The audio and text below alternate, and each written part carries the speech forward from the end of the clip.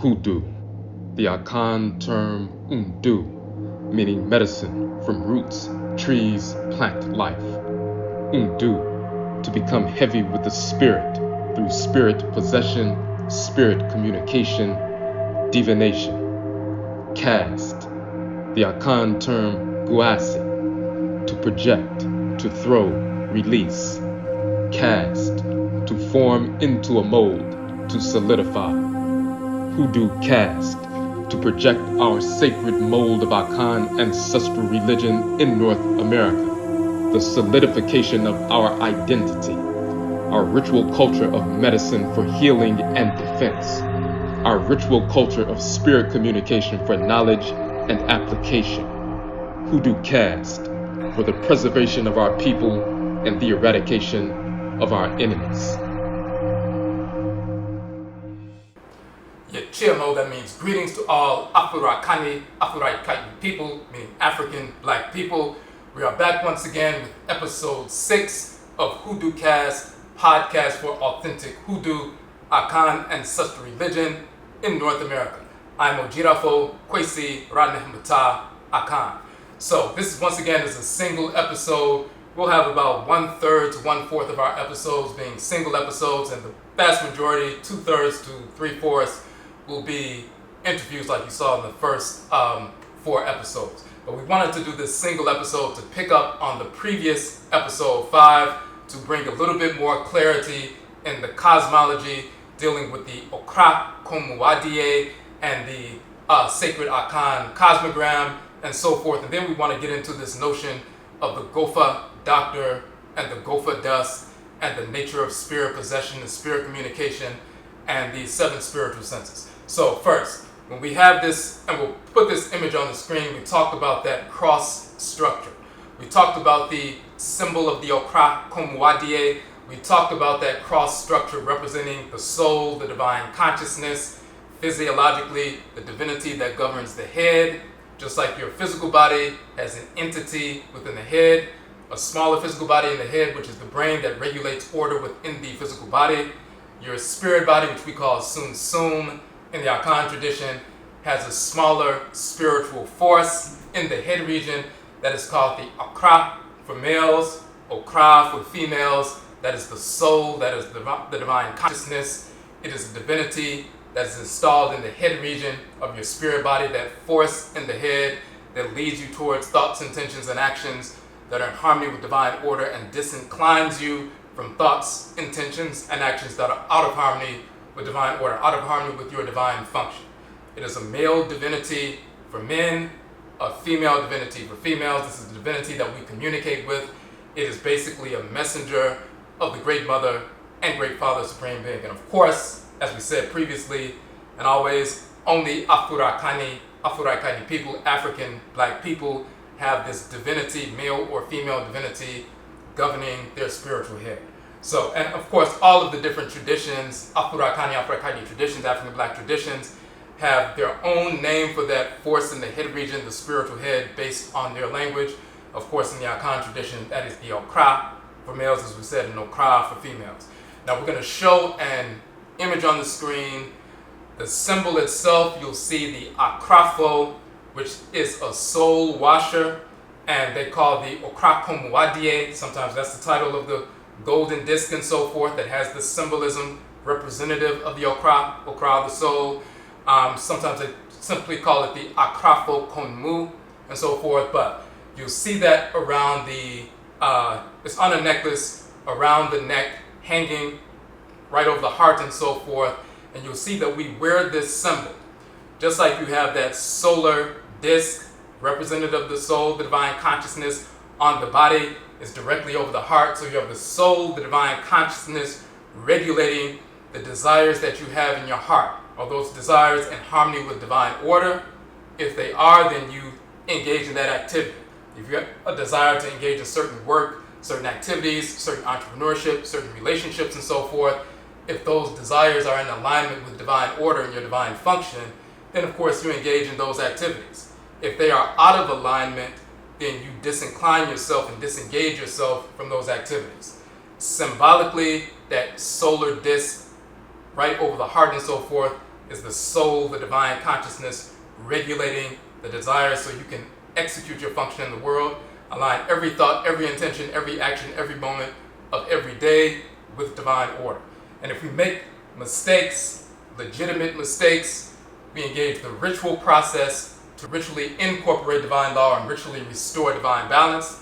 That is the essence of Afurakanu, Afuraitkaitnut, African ancestral religion, as we said in the previous broadcast, the ritual incorporation of divine law, the ritual restoration of divine balance. We incorporate those things, objects, deeds, and entities we need to incorporate in order to align our thoughts, intentions, and actions with divine order.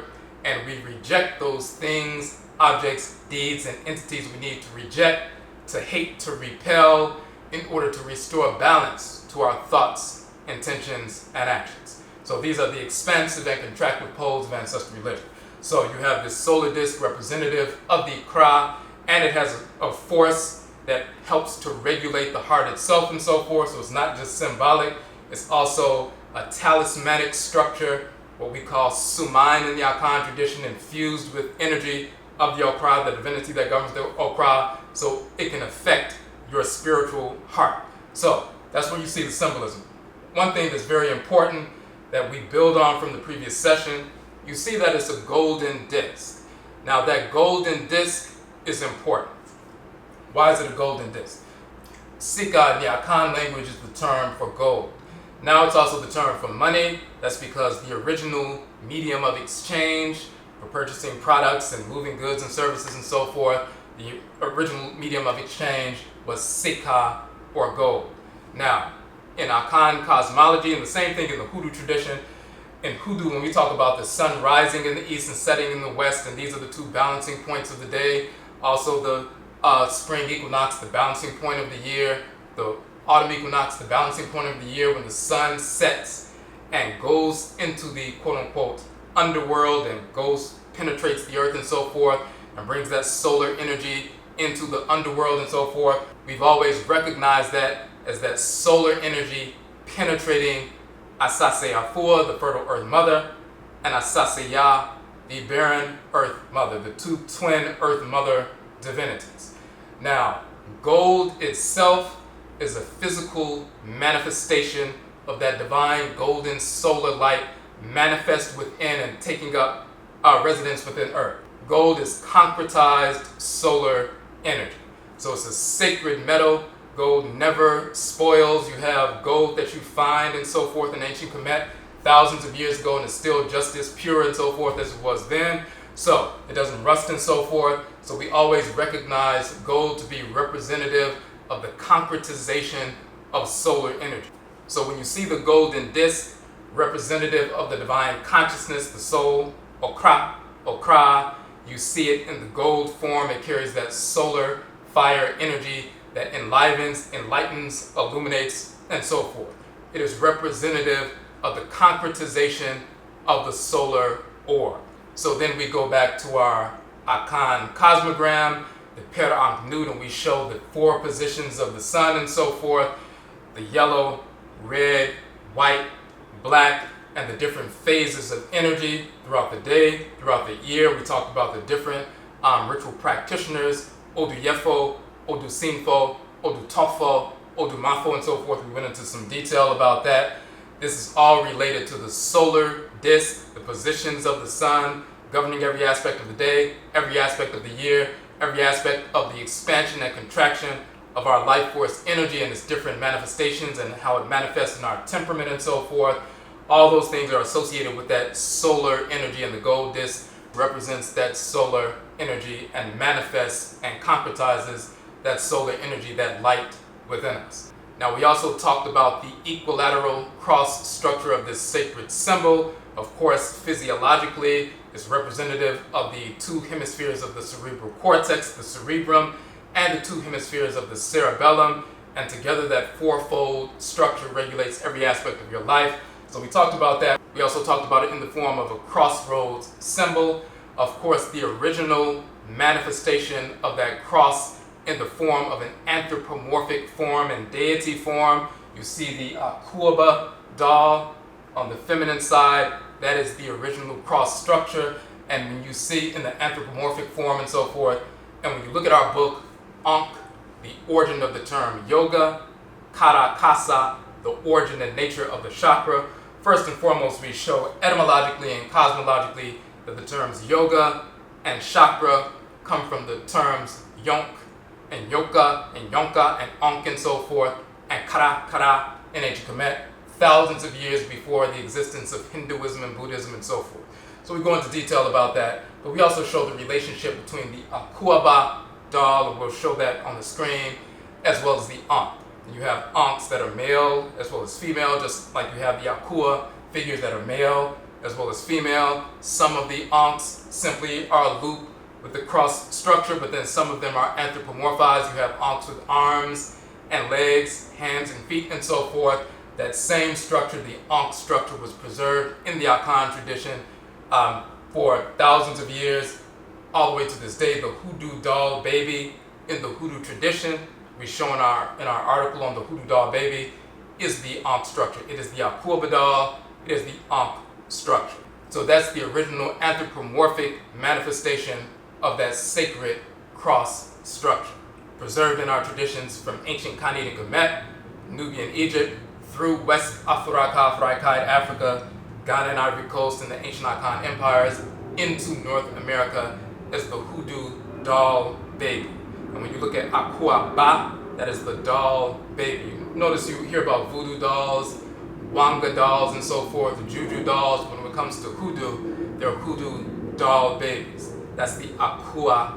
And Akan Oba means offspring, child, quote unquote baby. Nkua, plural, Akua, singular means doll. So Akuaba, what they call the fertility doll, is called Akuaba. That is the doll baby, literally, in literal translation. So, now there's a direct connection between that, the solar disk, the different phases of the sun, the phases of our life force energy and so forth, ritual healing, the sacred colors associated with sacred minerals and so forth, and this notion of what is the Goofah Doctor and Goofah Dust. And they will talk about, sometimes people pronounce it Goofah Doctor, Goofah Dust and so forth. Where does that come from?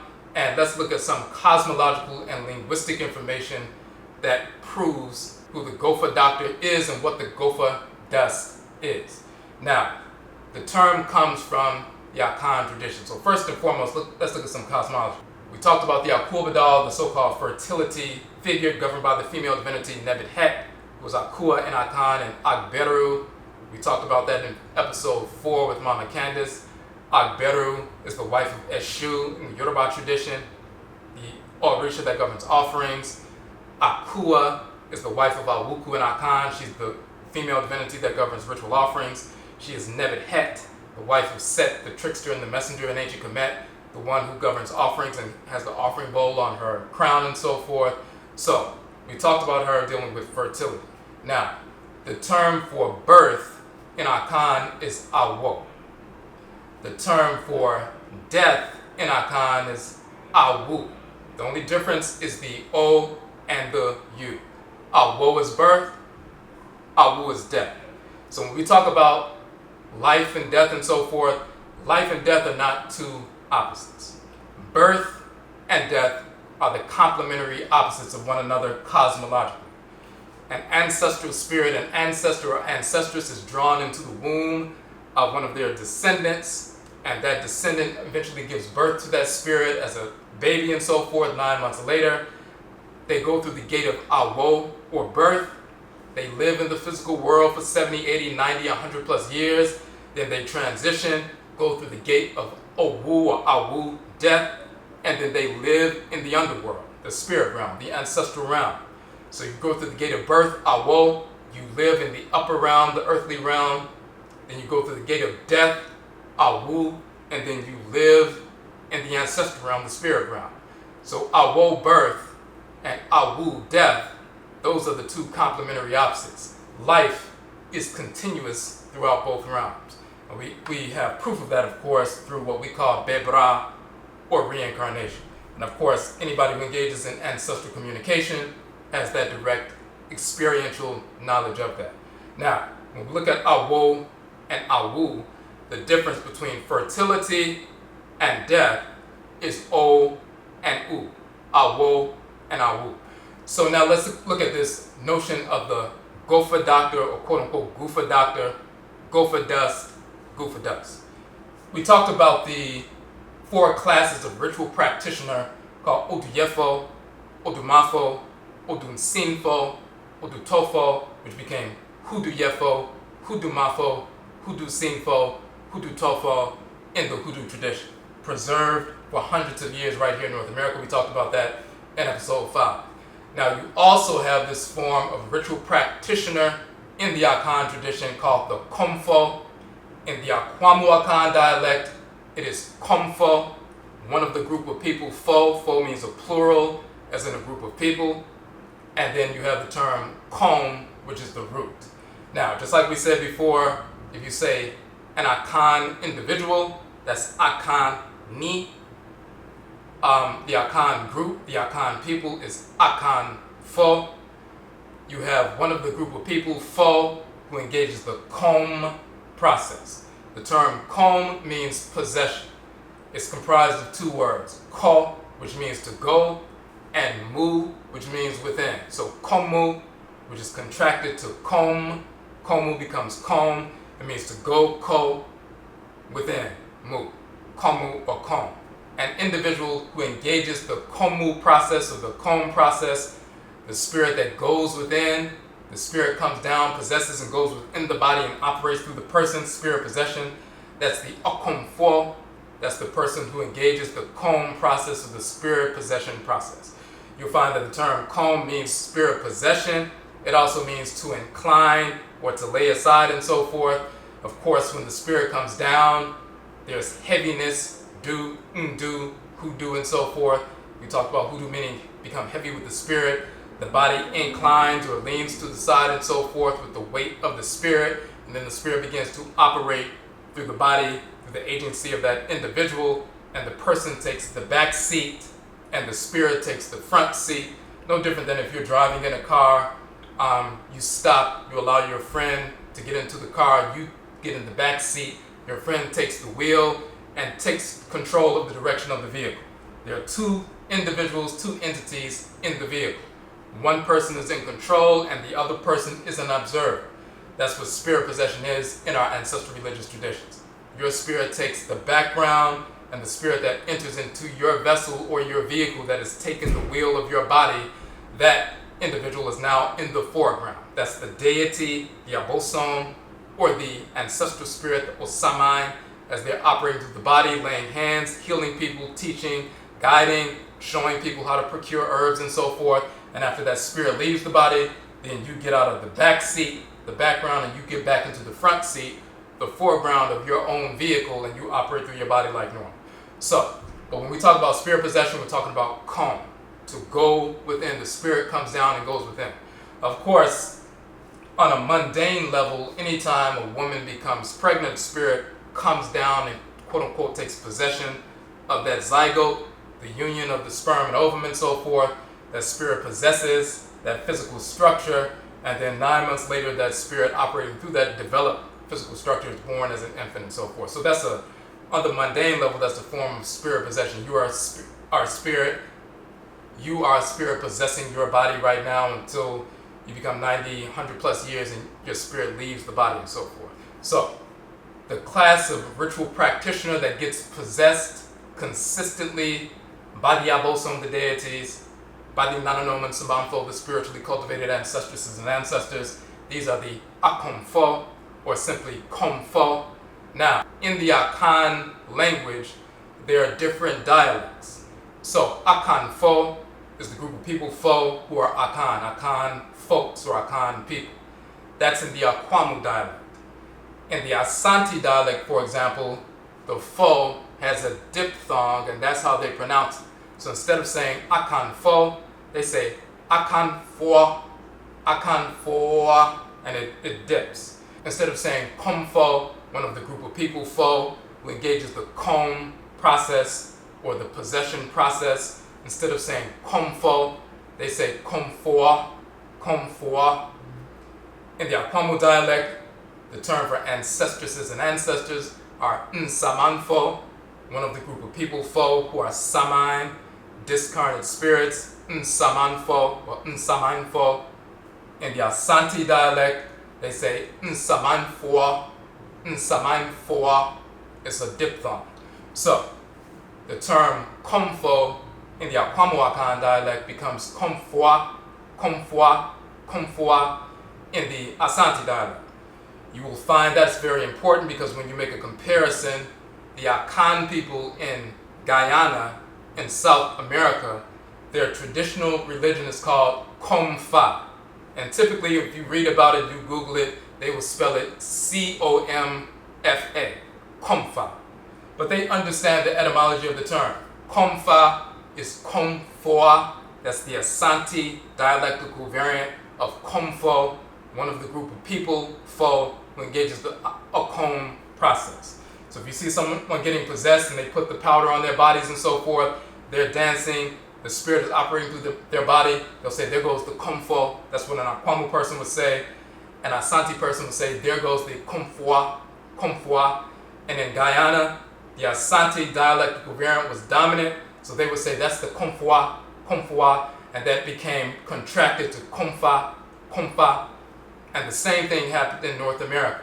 The Komfo, as we would say in Akwamu, is Komfo. By the Asante-speaking Akan people, Komfo became Komfo, and Komfa, and Gomfa, and the Gomfa doctor with the Goofah Dust, the Goofah doctor, and the Goofah Dust. And then some people would pronounce it Goofah doctor and Goofah Dust. Now it's very important cosmologically to understand there's a relationship between the Komfo or the Komfa or Goofah doctor and the Goofah Dust. Now, and then this also proves the Akan origin of the ritual practitioner name and function.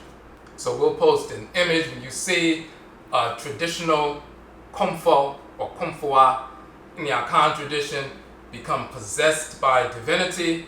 One of the first things that is done is the shirel or white powder, the white clay and so forth, is put or smeared all over the body to show that the individual is possessed by a spirit, either the spirit of an NSAMANKOM, one of the NSAMANKOM, the ancestresses and ancestors, or one of the Abosom, one of the deities. Sometimes you'll see the white powder or white clay smeared on the body. Sometimes you will see the black charcoal smeared on the face of the person. You will also see red clay streaks placed on the body of the person and so forth, coming from that mineral life. And then with the royals and so forth, you'll also see people with gold dust smeared on the body and so forth. When you look at those four sacred colors, black, yellow or gold, white, and red, you'll see that those are the same sacred colors of our Akan Cosmogram, that Afuraitkaitnut, that Okrakomwadie symbol and so forth. We're going to get into that. But the key portion is when the spirit possesses, then the clay or the mineral substance is smeared on the body to show that the spirit is present. The Komfoa or the Gomfoa or the Komfa or the Gofa doctor, the one who makes the medicine after being possessed, shows the Udunu, takes the Udunu to heal people, uses the Udunu to kill and so forth, uses the Udunu to strengthen and edify and so forth, and switch the dynamics of what's taking place in someone's life or in the nation itself, for the betterment of the nation itself and so forth. You'll see the Gomfa doctor or the Kofa doctor, Komfoa, Komfa, Gofa doctor, wearing the Goofah Dust. There's a direct relationship between spirit possession, Kom, through the Komfo or Komfoa or Gomfoa, and the quote-unquote dust or mineral life. There's a direct relationship between what's placed on the body externally, but also when they utilize that mineral life to heal, to protect, to defend, to kill the enemy, and so forth. It's utilized in ritual through shrines and ritual, formulations and so forth. It's also consumed. So that's the direct relation linguistically, Komfo, Komfoa, Gofoa, Komfa, Gofa, and so forth for the individual, as well as the quote-unquote dust or mineral life that's utilized by the individual externally, internally, ritual medicine, and also through shrine work to assist the client, the querent, and so forth.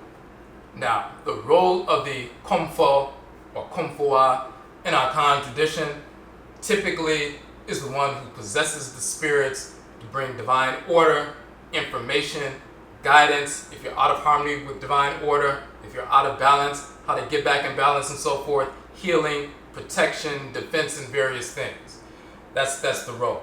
So that is the case typically as we brought that tradition with us in our spirit genetic blood circles into the Western Hemisphere.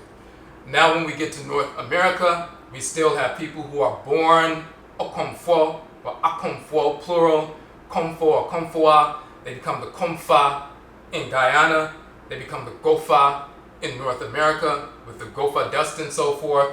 We will look in our environment. We'll extract the red ore from iron. We will extract the yellow ore from iron. We'll extract, the black carbon from charcoal and so forth. We would extract the kaolin from white chalk and white clay and so forth. We would utilize these different elements of earth, of asase, to purify ourselves, heal ourselves, protect ourselves, defend ourselves, expand ourselves, and so forth.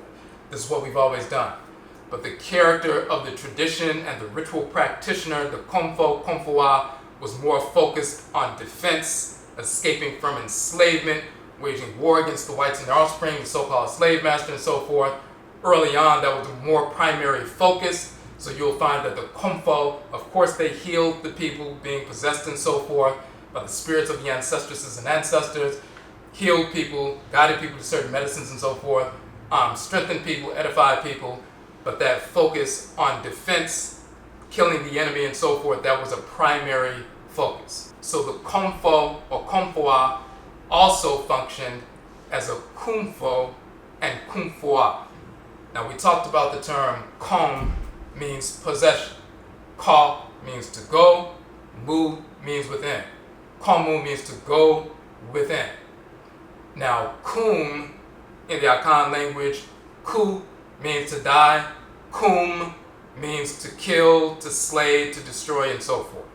One who is a part of that group of people, Fo, who engages the Kum process, the killing process, slaying process, destroying process, that individual is called Kumfo in the Akwamu dialect, Kumfoa in the Asante dialect. The one who engages the Kum process, killing typically the enemy, those who are against our people and so forth. If we were on the continent, if you had an enemy from a neighboring group, a neighboring ethnic group that tried to invade your territory and so forth, and the Okumfo, the killers, would go out and wage war, not only the army and so forth, but certain priests and priestesses who are Komfo, who would function as Kumfo as well. So let's look at a parallel in the language and the cosmology once again. We talked about Awo, meaning birth, Awu, meaning death. The differences between the O and the U. So we said Kom means possession, to go, call, mu, within. Komu or Kom. The spirit comes down, penetrates the body, gets inside of the body, operates, enlivens, activates, animates the body, and so forth. That is spirit possession, Kom, Komu, or Kom. Now we said Kum means to kill, to destroy, to slay. Kum is to take the spirit out of the body. That's killing. Kom is bringing a spirit inside of the body. Just like Awo with the O means birth, and Awu with the U means death. Kom is the facilitation of the spirit entering the body, Kom, as in Komfo, possession. But then Kum with the U is the facilitation of the spirit leaving the body, which is killing. And when you're waging war and a righteous war and so forth, killing is in harmony with divine order. The killing of our enemies is in harmony with divine order always. So once again, we have that interchange between the O and the U. The birth, fertility, coming into being, possession, as well as the death, the leaving, the contractive force, and so forth. O is expansive and U is contractive. O even saying O is expansive and U is contractive. That is an expansive and contractive dynamic. Now, when we have the Okomfo, the priest or priestess, becoming the Komfoa and the Komfa and the Gofa in the United States. And they have more of a focus on killing the enemy to free our people from enslavement and wage war against the whites and their offspring. The Komfo, or Komfoa, or Kumfoa, or Gofoa, or Gofa doctor with the Goofah Dust and so forth, also functions as a Kumfo, Asante dialect, Kumfoa, Kumfoa. And so you have these different pronunciations of Gofa doctor and Goofah doctor. Goofah Dust and Goofah Dust. That's Komfa doctor and Kumfo doctor. Komfo Dust and Kumfo Dust. Now the term Kumfo in the Apomo dialect and Kumfoa in the Asante dialect, meaning the one who kills, associated with the one with the dust that also kills, that natural medicine utilized as a killing agent, chemical and biological warfare and so forth. We've always had that language in our Akan culture. The Komfo can also function as a Kumfo, but you also have simply warriors who are killers. Even a praise name or Mrane or praise name for a valiant, heroic king is Okumfo. That's even a title of Inyokumpon, the creator of the universe. Okumfo, the one who kills his enemies to maintain divine order. Just like your immune system kills the enemies and your lymphatic system kills the enemies, the bacterial cells and so forth, bacterial agents, cancerous cells, to preserve the integrity of your entire body and protect all of the other cells. It's a divine killer, the male and female force that govern the immune system, we call Benan, Abenan, and so forth. That's divine killing to preserve the integrity of your entire body and all the cells in your body. In the same fashion, within divine order, there's an agent that kills, male and female agent, that's designed to kill the enemy, to destroy disorder for the preservation of the divine order. So you have the Komfo, who can function as a Kumfo. That is a praise name, Mrane, a title of kings and so forth, also of warriors, warrioresses, but it can also be the function of a Komfo. The Komfo, the healer, priestess, healeress, can also be a Kumfo to kill the enemy, or a Kumfoa. Now, when our people are studying Hoodoo, and they start reading about Hoodoo, and they learn about different ritual practitioners, the Hoodoo man and Hoodoo woman. Hoodoo man is really the Uduman, Udumani, which is the singular for Udumafo, as we talked about last week. Just like we have Akani, which is Akan person, Akan Fo, Akan people, Udumani or Hudumani, singular, Hudumafo, plural, or Udumafo, plural, and so forth. But the singular version, Udumani, is the individual Ni who engages the Uduma process, giving the medicine and so forth. Udumani or Hudumani became Hoodoo man and so forth. So that terminology, we understand that in the Akan language and culture and cosmology. When you begin to look for the etymology of the term Goofah doctor or Goofah doctor and Goofah Dust and so forth, of course the whites and their offspring do not have an understanding of the proper etymology, not understanding that Akan culture is the foundational culture of Hoodoo in North America, so they look towards other cultures. They looked in the Bakongo language, the language of the Bakongo people, Kikongo and so forth, and they saw that Kufwa means to die. So they assumed that Kufwa, Kufwa, as it's very usually written and so forth, since Kufwa means to die in Kikongo, the language of the Bakongo people, then they assumed that Kufwa is the origin of the term Gofa or Goofah. They have no cosmological basis to say that other than assuming that the Congo tradition is the Hoodoo tradition or the foundation of the Hoodoo tradition, which of course it is not, as we've proven. You can only properly define the Goofah doctor or Goofah doctor in association with the Goofah Dust or Goofah Dust in Akan language, cosmology, and the set of ritual practitioners that still have that title and still engage that ritual process. That means Gofa or Komfoa and Goofah or Kumfoa. That is the true etymological origin and cosmological origin. Now, in our course, Hoodoo Part 4, we show the image on the screen. You'll see the Okrakumwadie, that sacred golden Akrafo disc and so forth.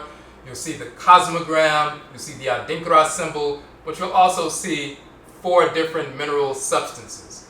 In that course, we show the relationship between Fufu, which is white, Bofua, which is yellow, Tuntum, which is black, Kaka, which is red, the association with fire, water, earth, and air, the sacred symbolism of the cosmogram, the 4 different positions of the sun, and all these different ritual connotations. We talked about the yellow ore from iron and the red ore and so forth, and the black charcoal, and then the gold dust. But then we also have black pepper and red pepper and white salt and yellow sulfur, and these different sacred color mineral associations.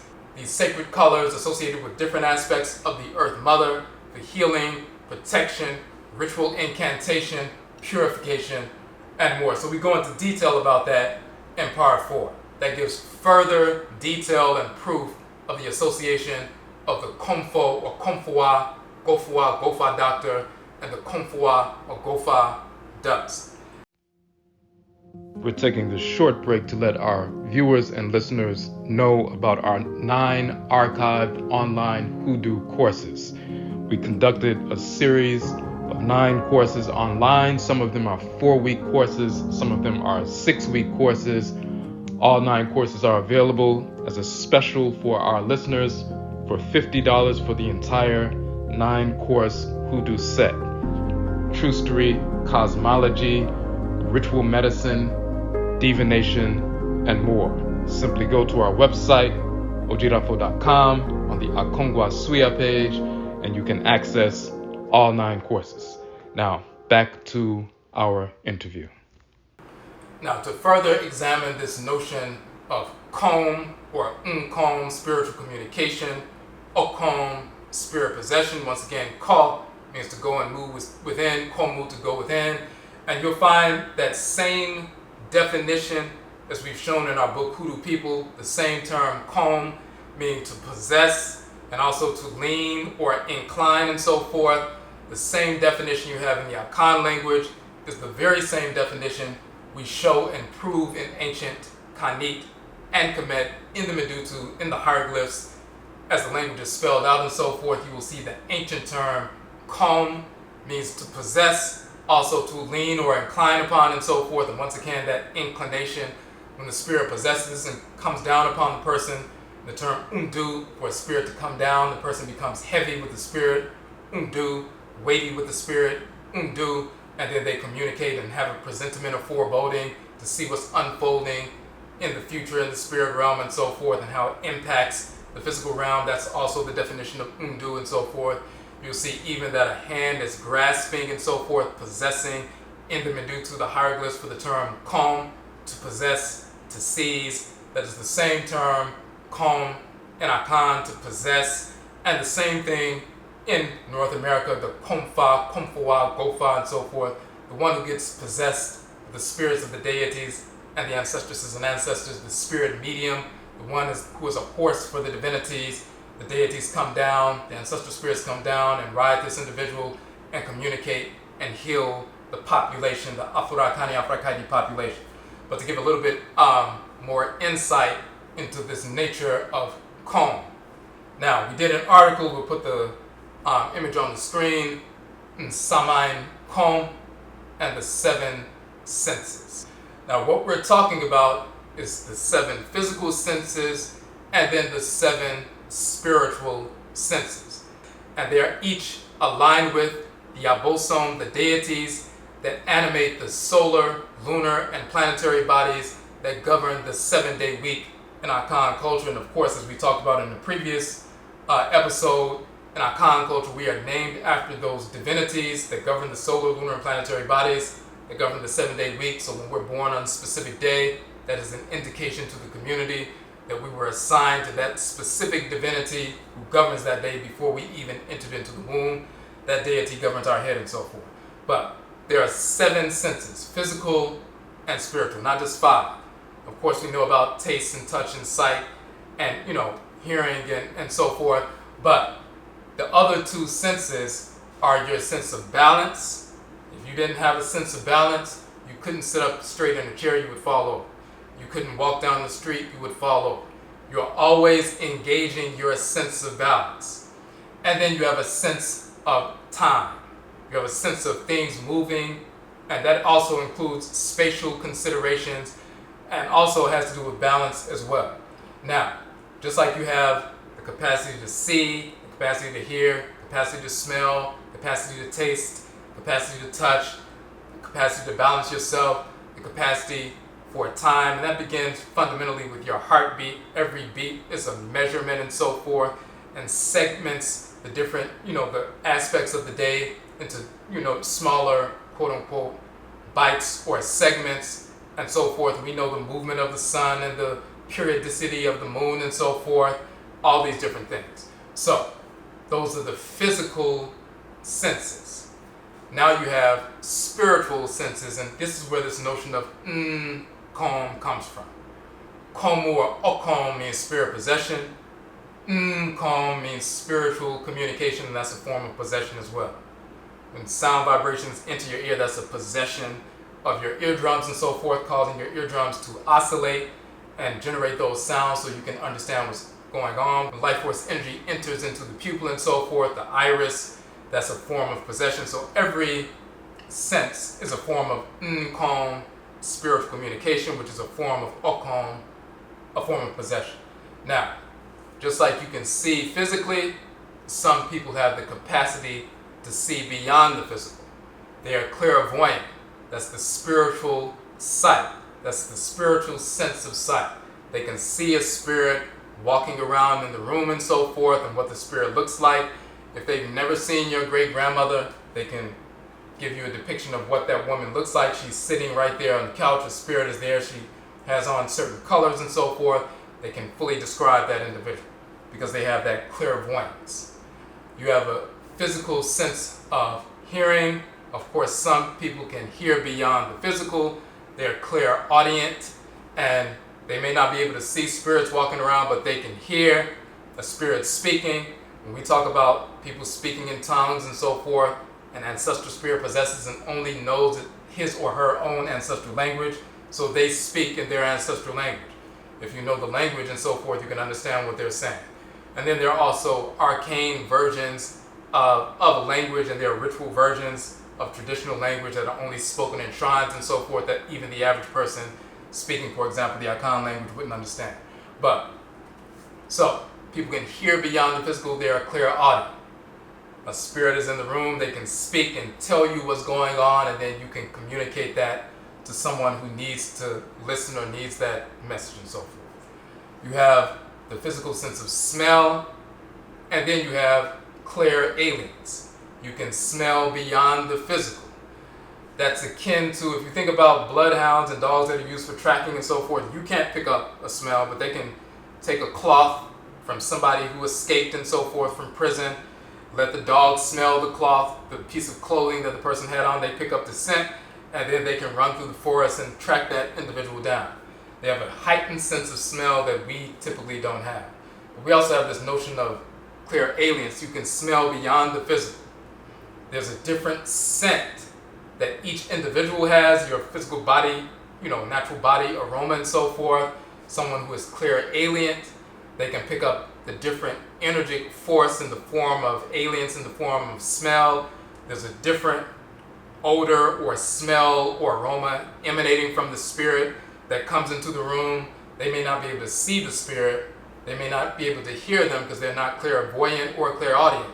But when the spirit of the grandmother comes in the room, there's a certain scent that they can pick up on, and they can say, hey, your grandmother's in the room.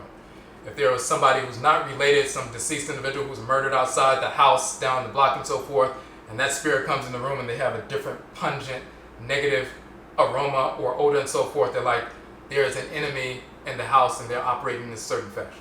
So people have that as well.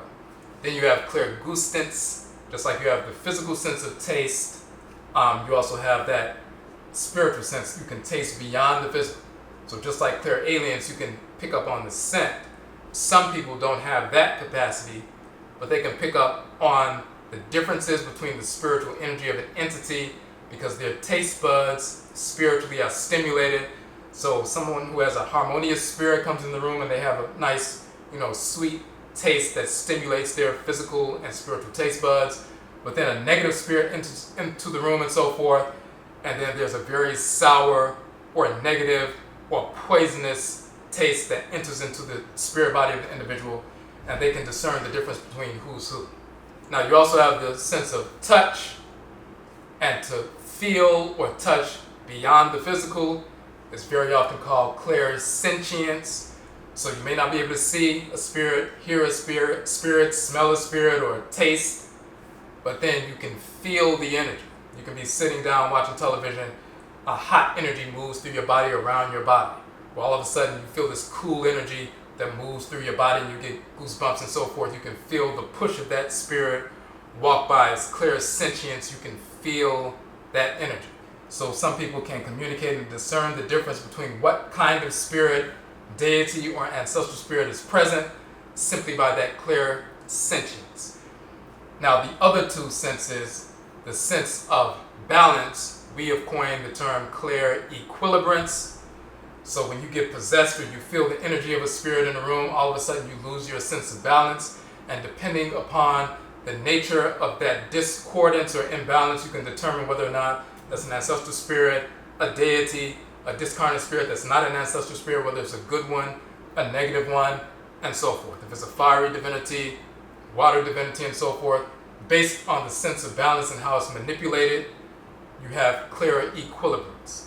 And then the final piece, we have coined the term clairtimiance, meaning your sense of time beyond the physical. So we've experienced that on a mundane level. If you go to sleep, you're sleeping for a number of hours, you have your alarm set up, the alarm goes off at 6 a.m., you hit the snooze button for 10 minutes, you fall back asleep, and then you have a series of experiences with other individuals in the dream state and so forth, where you've gone to a store or went to a city or did a number of different things only to be awakened by your alarm clock 10 minutes later. Now in the physical world, it would have been impossible for you to have experienced what you actually experienced traveling to these different places and communicating with these different people within 10 minutes. But you transcended the physical 3D aspect of time. The spirit moves much faster in the spirit realm than we do in the physical realm and so forth. It is akin to if you see a baby crawling towards an object that they see on the table. The baby is simply crawling and they're looking around. If they look in the other direction, you could run in front of them, grab the piece off the table and run behind them before they turn their head and see that once they got there, it's gone. It didn't disappear.